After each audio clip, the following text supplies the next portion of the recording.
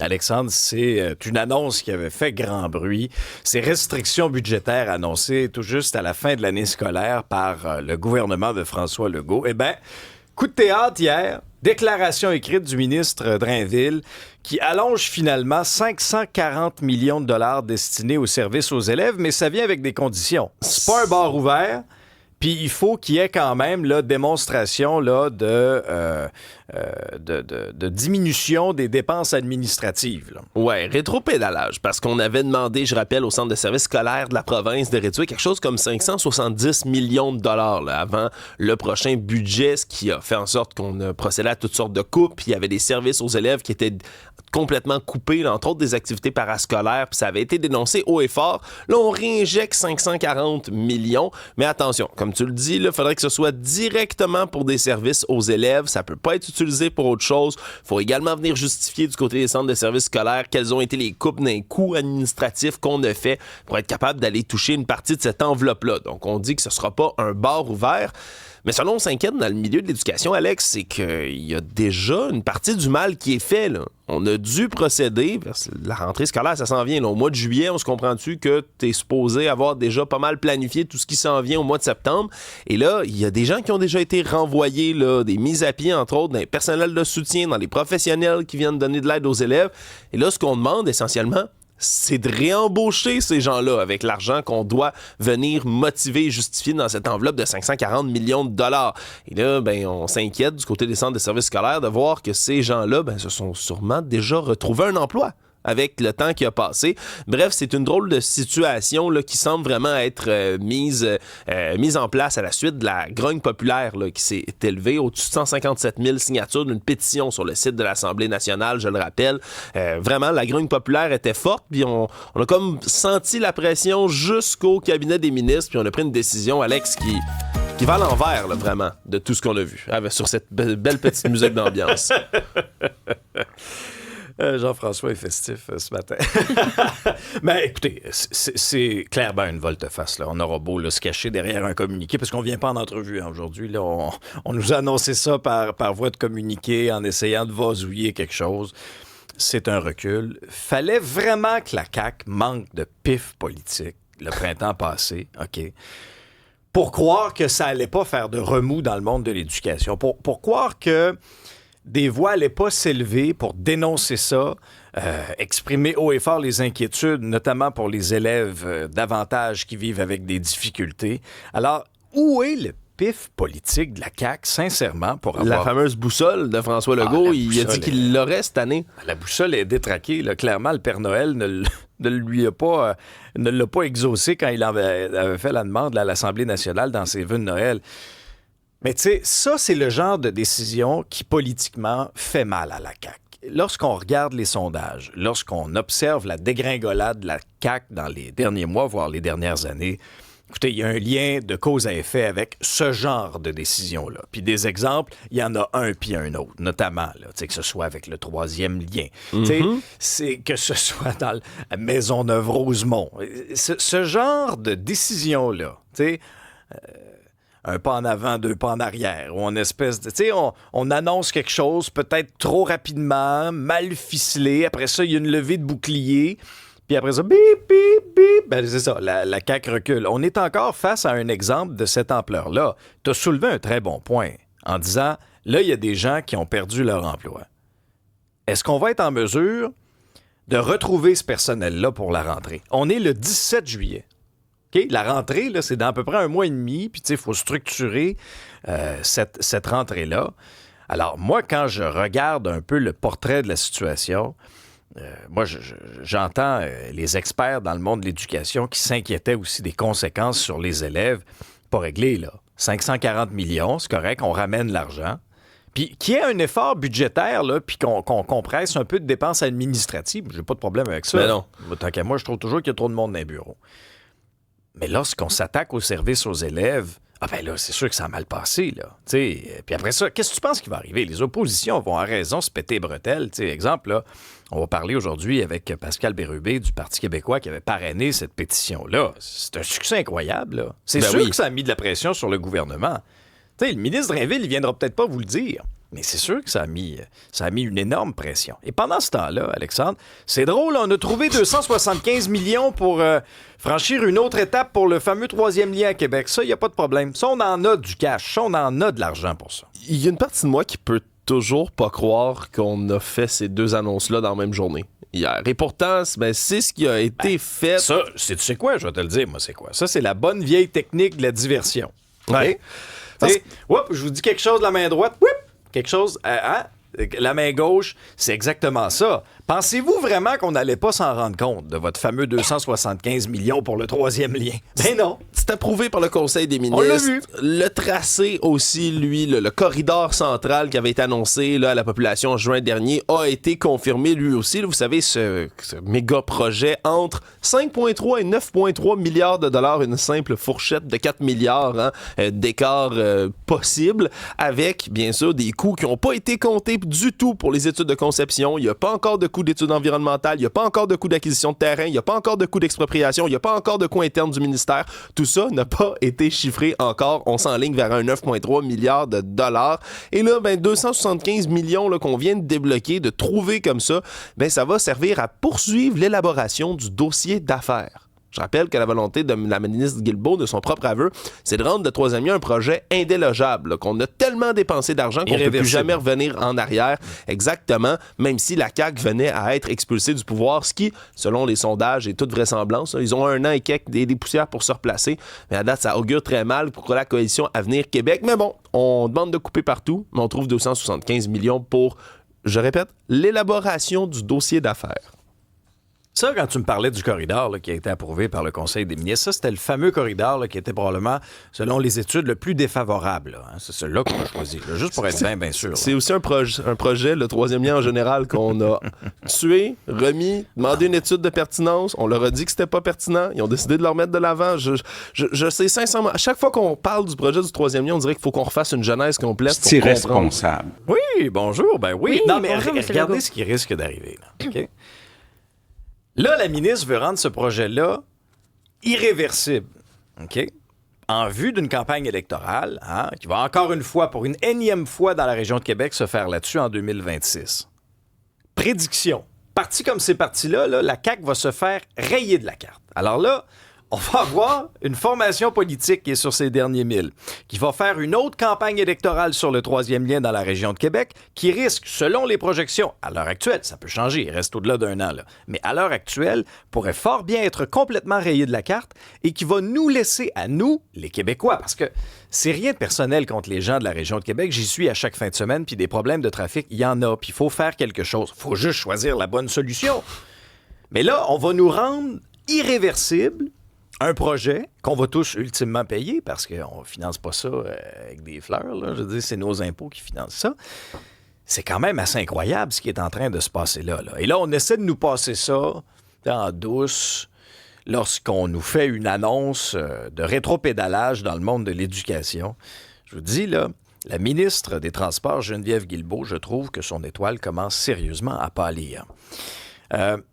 Le premier ministre, Mark Carney, lui, était du côté d'Hamilton pour faire une sortie importante pour prioriser l'acier canadien, instauration de mesures importantes pour qu'ultimement, on devienne nous-mêmes notre meilleur client. Exact. Des fonds qui vont être débloqués également là, pour être capable de réorienter les travailleurs, d'adapter des usines un peu partout au Canada à nos besoins en défense, en infrastructure là, pour l'acier canadien. Et ça vient aussi avec des droits de douane. Ouais, on impose nous aussi des tarifs de 50% sur tous les pays qui ne font pas partie là, de notre accord Canada, États-Unis, Mexique et qui viendraient là, mettre de l'acier ici sur notre marché. Là. Ce que ça veut dire, en gros, c'est que l'acier canadien va être vraisemblablement priorisé. Là. Juste pour le coup, ça va valoir la peine.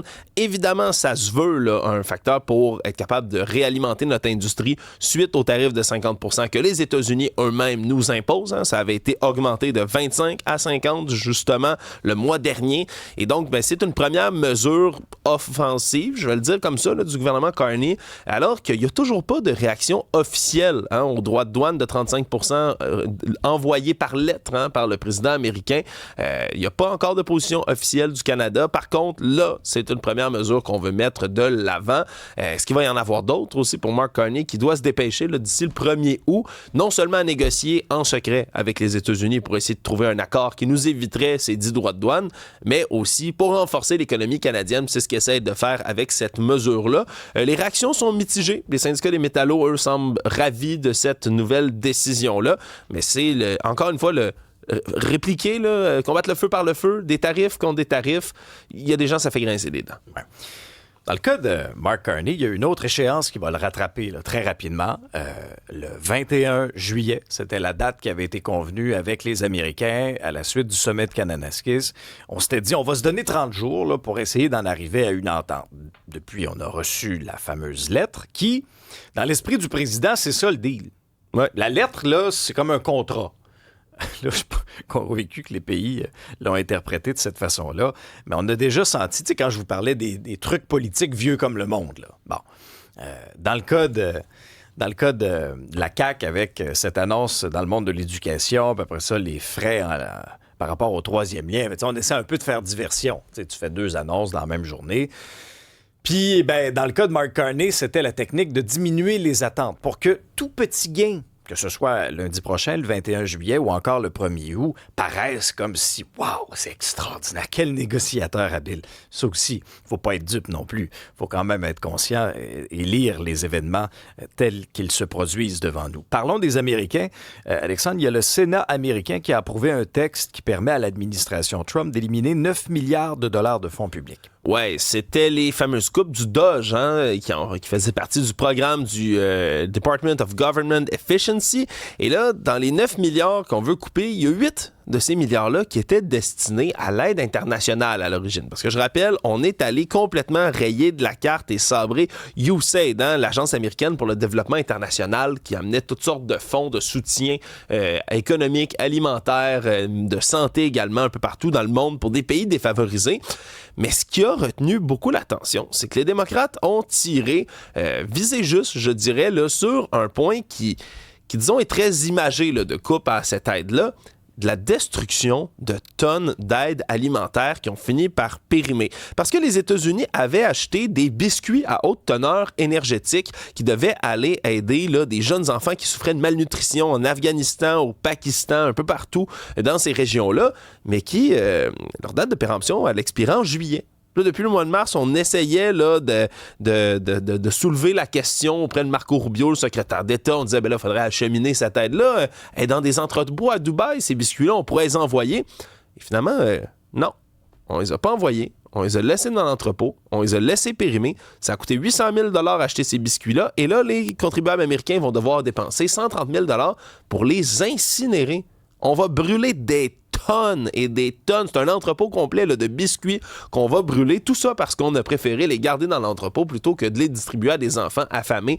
Disons qu'il n'y a pas grand exemple qui frappe plus l'imaginaire dans ces milliards et milliards de coupes que celui-là. Puis c'est revenu là, de beaucoup là, sur la table hier, là, très soulevé justement au Sénat alors qu'on étudiait tout ça. Ouais, c'est vraiment pathétique. Et pendant ce temps-là, l'affaire Epstein continue d'embêter le président Trump. Oui, puis je pourrais en parler longtemps. Tu me connais, Alex, de ce dossier-là ne cesse de venir là, embêter le président Trump, alors la pression se fait très forte, mais on parle tellement des deux côtés de la bouche, du côté des républicains, que même pour les plus fervents des admirateurs du président, là, ceux qui carburent aux théories du complot depuis des années, ont été galvanisés littéralement par non seulement Donald Trump, mais J.D. Vance, son vice-président, Kash Patel, le nouveau directeur du FBI, le directeur adjoint, M. Bonino, qui sont tous depuis des années, sur toutes les tribunes, les podcasts, leurs plateformes de réseaux sociaux, à réclamer la fameuse liste Epstein, le lubie de la droite américaine qui dit qu'il y aurait une liste là, sur laquelle Jeffrey Epstein aurait nommé tous ses complices qui auraient bénéficié de son trafic sexuel de mineurs et que ça le permettrait éventuellement de commettre des arrestations massives de gens qui auraient participé dans ce trafic pédosataniste. On est au cœur des théories complotistes qui alimente là, la droite radicale MAGA aux États-Unis. Et là, à la minute où on est au pouvoir, on dit oui, ça s'en vient. Pam Bondi, elle a dit qu'elle a ça sur son bureau. On va relâcher ça d'une minute à l'autre. Et là, hop, on fait une petite annonce. Il s'est suicidé, il n'y a pas de liste, tout est beau, on ferme l'enquête. Et ça ne passe pas. Et là, le problème, c'est qu'on dit du côté du département de la justice américain, il n'y en a pas de liste, passez un autre appel. Et le président américain lui-même écrit sur Truth Social et répond, quand il passe devant la presse, des réponses comme celles que je vais vous faire écouter à ce moment-ci. M. Trump se fait demander, avez-vous vu la liste? Puis est-ce que vous êtes dessus? On écoute sa réponse. Just a very quick briefing, and in terms of the credibility of the different things that they've seen, and I would say that, these files were made up by Comey, they were made up by Obama, they were made up by the Biden, we went through years of that with the... Fait que c'est de la faute des démocrates, là. Son département de la justice dit la liste n'existe pas. Trump dit oui, la liste existe, mais c'est les démocrates qui l'ont inventée. Attendez une minute. Fait qu'on s'est tellement contredit que là, on ne cesse de lui poser des questions et des questions et des questions encore. Moi, je suis surpris, sincèrement, mais complètement désarçonné de voir que Donald Trump peut proférer tous les mensonges de la planète les plus grossiers et odieux. Lundi, il a affirmé que son administration avait sécurisé 15 trilliards de dollars de financement. Juste pour vous donner une idée, c'est plus que la moitié du PIB des États-Unis. C'est mathématiquement impossible. C'est comme si j'arrivais en politique québécoise. Si je vais avoir 17 trillions de trilliards de dollars pour un 8e lien, puis le monde m'applaudissait. Tout le monde l'a suivi là-dedans, mais la théorie d'Epstein, ça lui colle à la peau. Ouais. C'est une théorie complotiste qui va finir peut-être par le mettre le plus dans l'embarras dans tout ça. C'est spécial. Il commence à y avoir vraiment de la grogne au sein même du mouvement MAGA. Et Trump, dans ses déclarations, que ce soit sur Truth, mais aussi lorsqu'il répondait aux questions, commence à avoir des mots très, très durs à l'endroit de ses partisans. Il en a traité même de faibles pour croire à ces affaires-là, embarquer dans le jeu, selon lui, dans le jeu des démocrates. Ça lui colle effectivement à la peau. C'est en une du journal, un homme de Laval qui est soupçonné de propagande terroriste. Ouais, les autorités qui ont fini par mettre le grappin sur Robert Floyd Randall, un cinquantenaire qui habite Laval, mais surtout écrit sous un pseudonyme dans le magazine Voice of Khorasan, qui est un outil de propagande direct de l'organisation terroriste l'État islamique. On l'avait dans Normenir du côté de la GRC depuis 2023. On y a fait une filature des mois de temps et en janvier dernier, finalement, on l'a arrêté. Il s'est engagé devant le tribunal à pas troubler l'ordre public, doit suivre un programme de traitement contre la radicalisation. On ne peut plus toucher aux réseaux sociaux. Mais là, c'est que lui, dans les publications propagandistes, essayait d'inciter des gens à commettre un attentat terroriste pire que le 11 septembre 2021. C'est directement ce qu'il écrivait. Il disait chercher des gens avec des spécialités professionnelles, là, comme des soudeurs, des électriciens, des gens qui pourraient aider l'État islamique. On se comprend là, peut-être en créant des bombes ou autres outils permettant de mener des attentats. Et là, on veut déposer des accusations de participation à un groupe terroriste, facilitation aussi d'une activité terroriste. Une autre accusation qui est tombée récemment contre des pseudo-miliciens là, ici au Québec, d'ailleurs, passible de 14 ans de prison. Donc là, on va voir comment l'enquête va se décliner dans tout ça, mais c'est assez inquiétant de voir que quelqu'un de Laval s'est mis à écrire de la propagande islamique qui appelle à s'en prendre à l'État. Vraiment très inquiétant, là, ces temps-ci, les accusations de terrorisme à Montréal puis au Québec. Sun Economics, c'était une transaction, une possibilité de transaction qu'on surveillait avec attention. Couche-Tard retire finalement son offre pour faire l'acquisition de Seven & i. Oui, ça faisait des mois qu'il était en pourparlers avec cette chaîne là, géante là, d'alimentation japonaise et finalement, on dit qu'il y a un manque d'engagement constructif, peu importe ce que ça veut dire, du côté de Seven & i qui ont montré peu d'ouverture là, pour l'offre d'achat qui avait été déposée là, par Couche-Tard, offre de rachat de 64 millions de dollars canadiens et finalement, on a décidé de laisser tomber pour l'instant. Donc, le dialogue qui est rompu, mais on a peu de détails. Marianne, tu nous parlais de la visite l'automne prochain de Paul McCartney, Sir Paul McCartney, mais il va falloir mettre la main assez profondément dans nos poches, là. D'après moi, il va falloir que vous réhypothéquiez votre maison. Oui. Parce que c'est ça, il sera en spectacle les 17 et 18 novembre au Centre Bell pour sa série God Back. Et hier, c'était la prévente des forfaits VIP. Pas hier, mardi, c'était la prévente et les forfaits VIP qui étaient rendus disponibles au public pour les gens qui étaient inscrits. Et dans le journal ce matin, article de Cédric Bélanger, on dénonce les prix complètement exorbitants pour assister. Il y a un forfait qui s'appelle le Hot Sound en première rangée. Ça comprend un billet dans les premières rangées au parterre, une invitation au test de son, une réception avant le spectacle, un billet commémoratif, un article de marchandises qui a été conçu et créé exclusivement pour les acheteurs du forfait et un laissez-passer souvenir avec un enregistrement et une entrée prioritaire. Mettons, là, je vous demande d'estimer le prix de tout ça. Ben, j'ai triché parce que là, j'ai vu la facture à l'écran. Est-ce que j'ai bien vu? 5 000 piastres. 5 148 Ben voyons, et 49. Marianne. C'est 4 290 plus les frais qui sont 858 Mercredi après-midi, pour le forfait dont je vous parle, il restait 6 places disponibles à ce prix-là. Ça s'est vendu, là. Ça s'est vendu et il y a un forfait un peu moins dispendieux, un petit peu plus éloigné de la scène, qui est offert à 3 850 Écoute, en 2018, quand il est venu à Québec, à Montréal, pour les mêmes forfaits, c'était 2 000 Ça a augmenté de 3 000 C'est le même prix que pour aller voir le soccer de la FIFA. On a annoncé récemment, c'est le fun. Oui, puis savez-vous quoi? Dans les deux cas, je ne paierai jamais ça. J'espère sincèrement, si vous payez ce prix-là, j'espère que votre REER est plein. J'espère que votre CELI est plein. Tu sais, si vous êtes là très à l'aise financièrement, c'est correct.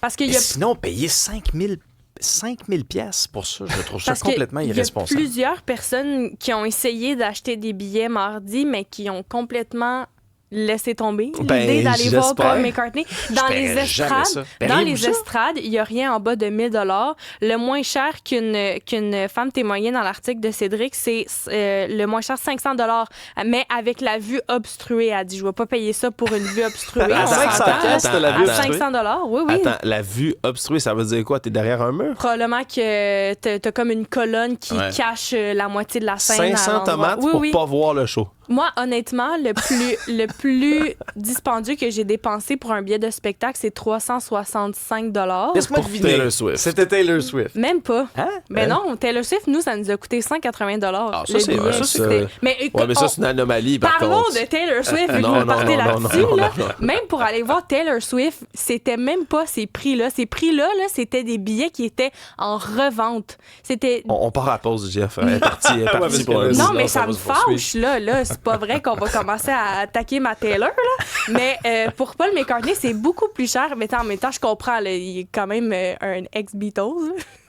Ouais, je veux bien. Mais et vous autres, hein, sur le 187 Cube Radio, paieriez-vous 5 000 pour aller voir votre idole ou un monument de la chanson ou un événement de sport? Pour plus d'informations, allez sur l'application Cube et sur le site cube.ca.